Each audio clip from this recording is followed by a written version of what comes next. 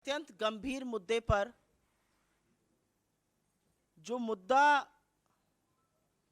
हर TV debate से चीख चीख कर बोला जाना चाहिए, जिस मुद्दे पर अखबार की पहली सुर्खी होनी चाहिए, जिस मुद्दे पर आप जैसे प्रबुद्ध पत्रकारों को सवाल पूछना चाहिए और जिस मुद्दे पर प्रधानमंत्री मोदी की चुप्पी टूटनी चाहिए, वो मुद्दा है बड़े घोटालों का। लेकिन मेरा अपना मानना है कि इस देश में एक देश विरोधी, मोदी विरोधी संस्था है, वो इंटरनेशनल साजिश का शिकार है और उस संस्था का नाम है CAG, controller and auditor general. सरकार के सारे खर्चों का ऑडिट करती है ये संस्था। बड़ी देश विरोधी संस्था है। एक नहीं, दो नहीं, तीन नहीं, सात बड़े सीएजी घोटालों का पर्दाफाश पिछले कुछ ही दिनों में किया है। तो मेरा तो अपना मानना है कि प्रधानमंत्री मोदी को तुरंत एक रेड करवानी चाहिए।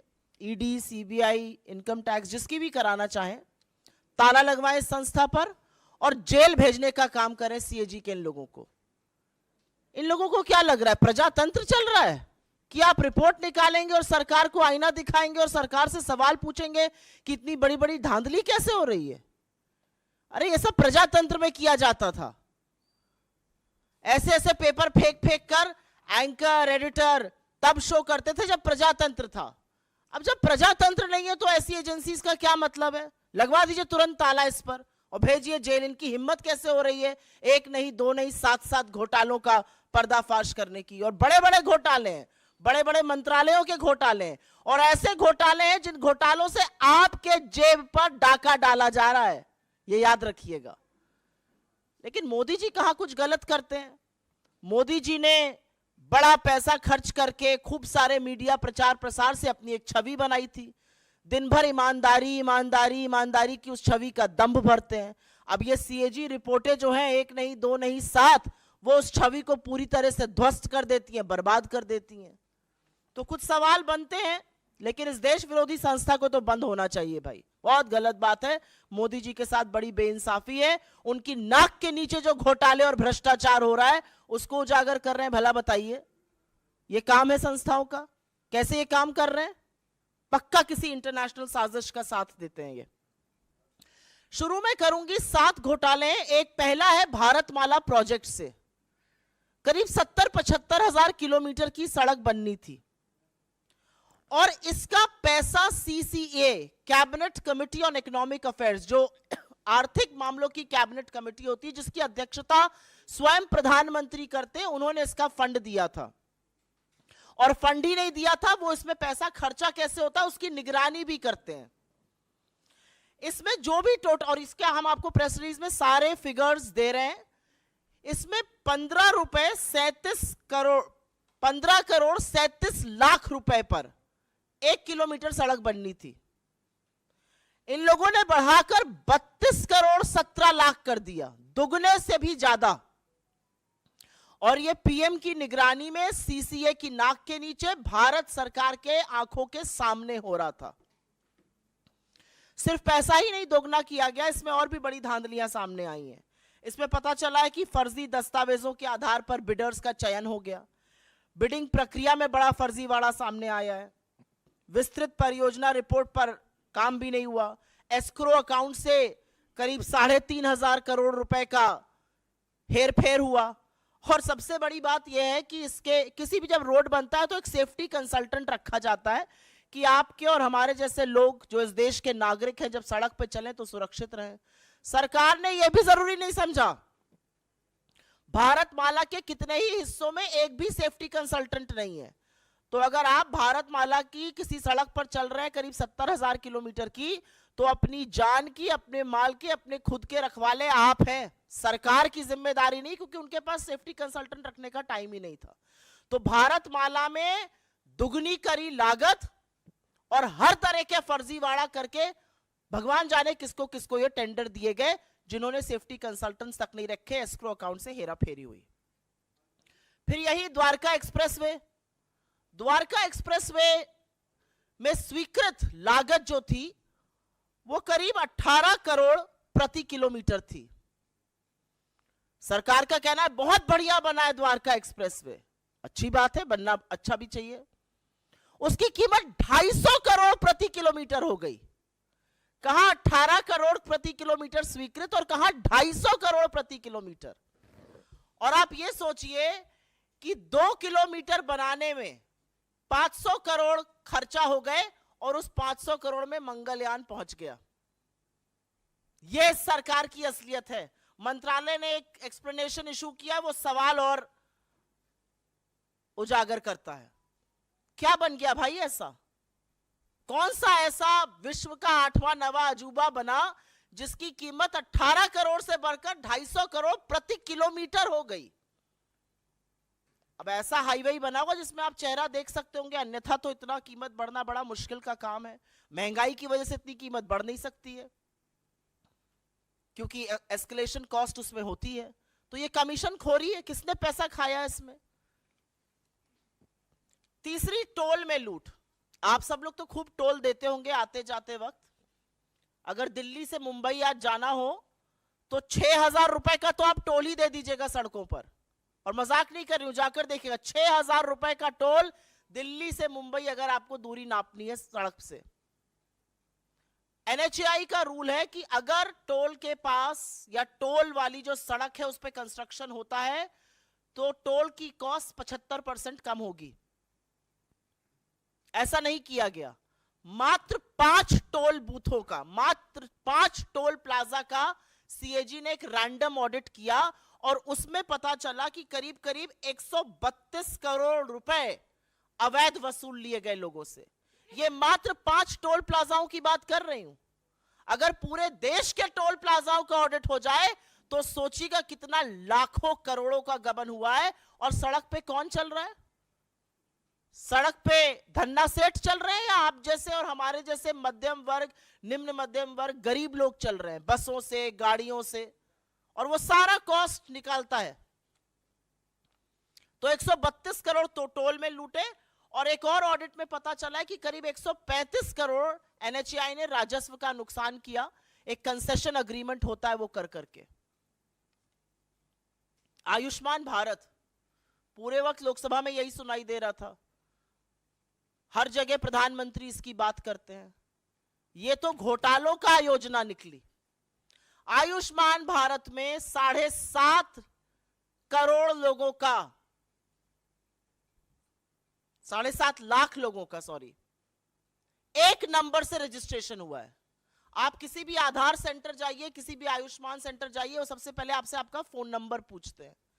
एक नंबर से 7.5 लाख लोगों का रजिस्ट्रेशन।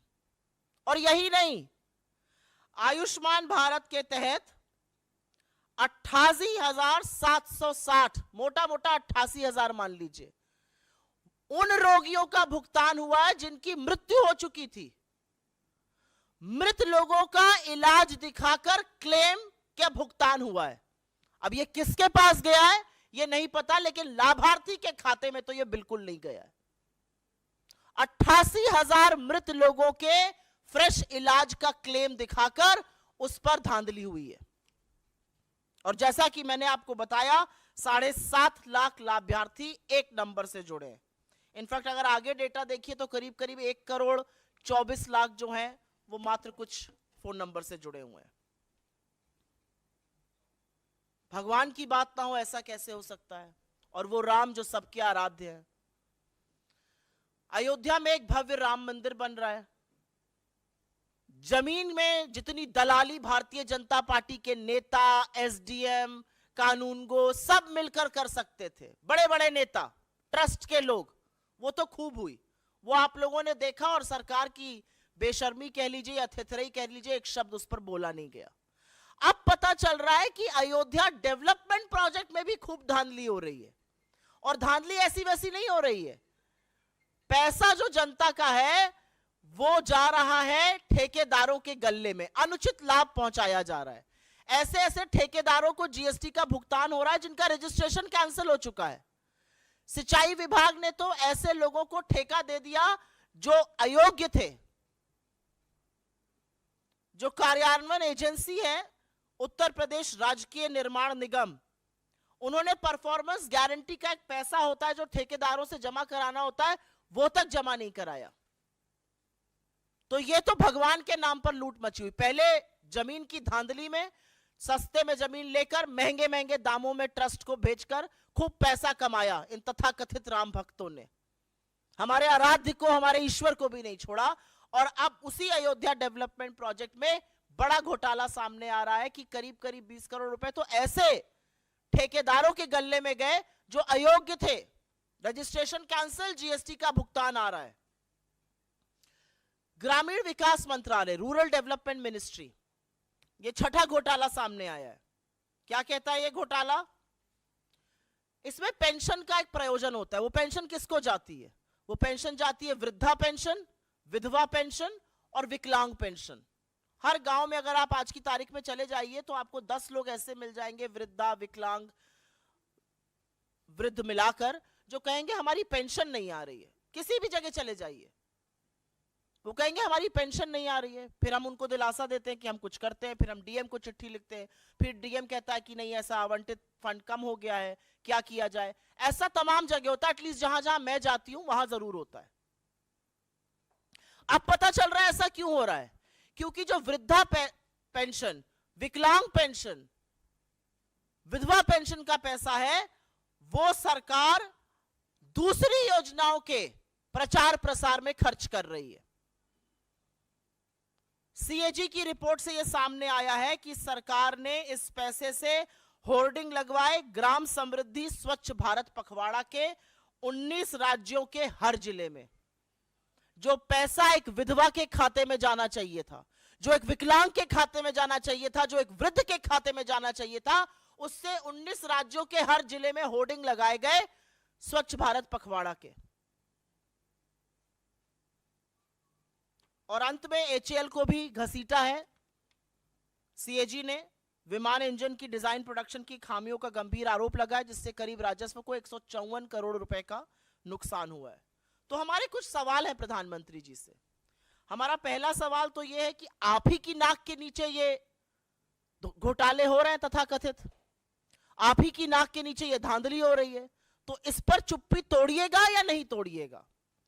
क्या प्रधानमंत्री अपनी सीधी निगरानी में हो रहे भारतमाला घोटाले, जिससे सीसीए के अध्यक्ष आप हैं, उस पर चुप्पी तोड़िएगा, उस पर कार्रवाई करिएगा?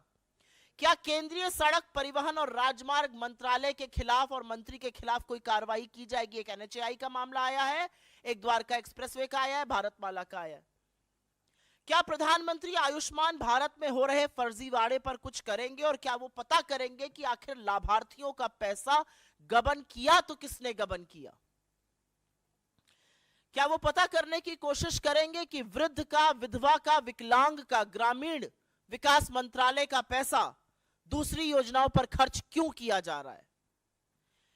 क्या प्रधानमंत्री ये जानने का जरा सा भी प्रयास करेंगे कि अयोध्या में जमीन की धांधली के बाद जो अयोध्या डेवलपमेंट प्रोजेक्ट में घोटाले हो रहे हैं और अनुचित लाभ ठेकेदारों को पहुंचाया जा रहा है, वो कौन पहुंचा रहा है? और अंत में मैं सिर्फ ये कहूंगी कि किसी जमाने में सीएजी का नाम सुनकर अधिकांश मीडिया को करंट लग जाता था। यह अलग बात है कि जो तथाकथित रिपोर्टें थी वो झूठी साबित हुई और मारे पेपर दिखा दिखाकर सुबह शाम दिन रात प्राइम टाइम चिल्ला चिल्ला के शो होते थे। उस मीडिया ने चुप्पी धारण कर ली है, प्रधानमंत्री भी मौन है, लेकिन मुनाफाखोरी, कमीशनखोरी और जनता के पैसे की जो लूट हो रही है उससे पर्दा खुद सीएजी उठा रहा है, खुद इस देश का चीफ ऑडिटर उठा रहा है। और हमें पता है कि मोदी जी जवाब नहीं देंगे, लेकिन हमें पूरा विश्वास है कि मोदी जी जिस व्यक्ति ने पर्दाफाश किया उसको बर्खास्त करेंगे, रेड कराएंगे और ऐसी संस्था को जेल भेजने का काम करेंगे।